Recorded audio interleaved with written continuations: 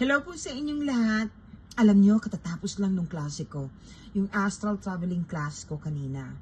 Nakakatuwa kasi marami silang mga katanungang nasagot ko at naliwanagan sila. Finally, yun po ang advantage kasi ng klase ko. Kasi hindi lang po face to face at natututunan nila kung paano ang paraan para magawa ang astral traveling na safely, step by step, at lahat po ng tinuro ko sa kanila ay may proof pagkatapos ng klase. Kasi may exercises po at malalaman nila kung yung kanilang ginawa ay tama. Ay nakakatuwa nga lamang po kasi yung normal naman kasi yon na yung iba kahit na nakarating sa akin at nag-aaral, naging estudyante ko, sa umpisa, nagda-doubt sila kung magagawa ba nila o hindi. Yan po ang normal tendency ng mga tao na yung sarili ay hindi pinaniniwalaan. Kaya tinuturuan ko po sila ng paraan para malaman na totoong nagagawa nila. At palaging may proof.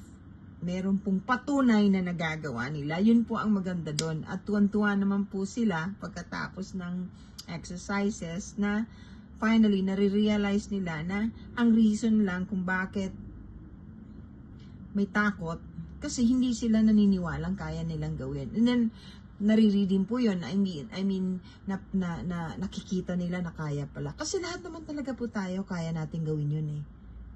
It's just a matter of believing in ourselves and believing that we can do it. Yun po, yun. Siya nga po pala, alam niyo, ang mga nagiging estudyante ko po ay nakakarating sa akin dahil panahon ng makarating sa akin. Meron po silang mga gabay na nagdadala sa kanila dahil alam ng kanilang, gabay po, spirit guides or teachers. So, tinutulungan nila ang bawat nilalang kung paano matututunan ang mga bagay na makakatulong sa kanilang evolution. Soul evolution po tawag doon. Pag nakarating ka sa akin, may nagdala sa'yo. Gabay mo. Panahon na para matutunan mo.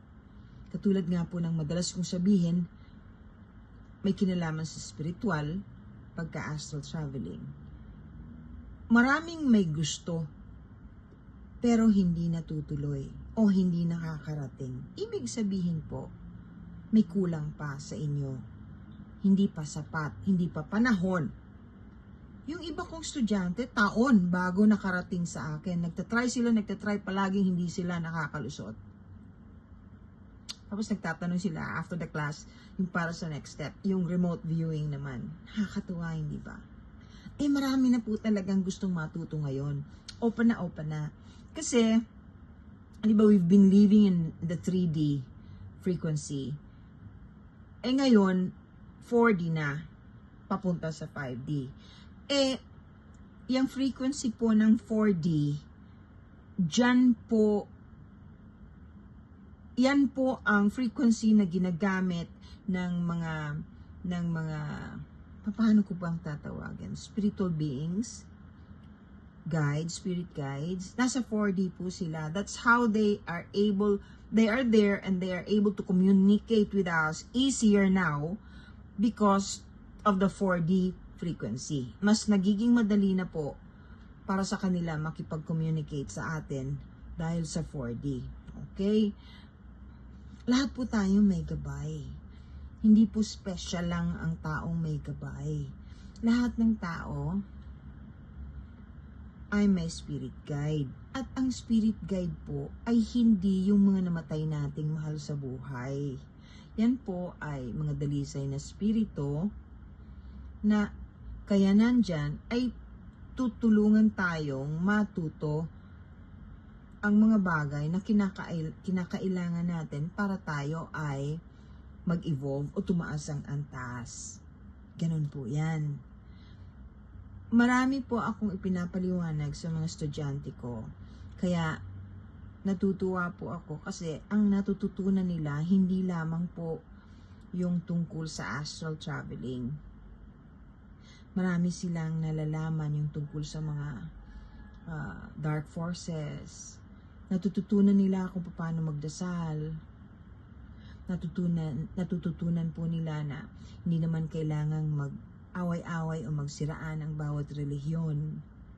Natututunan po nilang magkaisa, matuto, gumalang. Kasi most people o most students na nakakapagparehistro o natatanggap ng klasiko are those potential star seeds. Nakakatuwa. Well, of course, parang may elimination process pa rin pagka hindi kaya yung level. Depende po kasi yan sa pagnanais o sa spirituality ng tao o ng estudyanteng natututo. Kasi hindi naman po yan ganun kahirap. Actually, hindi po. Basta, wag lang po kayong maniniwala. Ito, payo po ito. Payong mula sa puso ko. Alam ko naman na maraming tao ngayon na ginagamit yung tungkol sa supernatural para magkapera. Nakakaawa lang po yung iba na nakakarating sa akin na nagbabayad ng ang lalaking halaga para sa Zoom lang naman. I mean, sasabihin nung kunyari clairvoyant o psychic na sige, bibigyan kita ng life reading.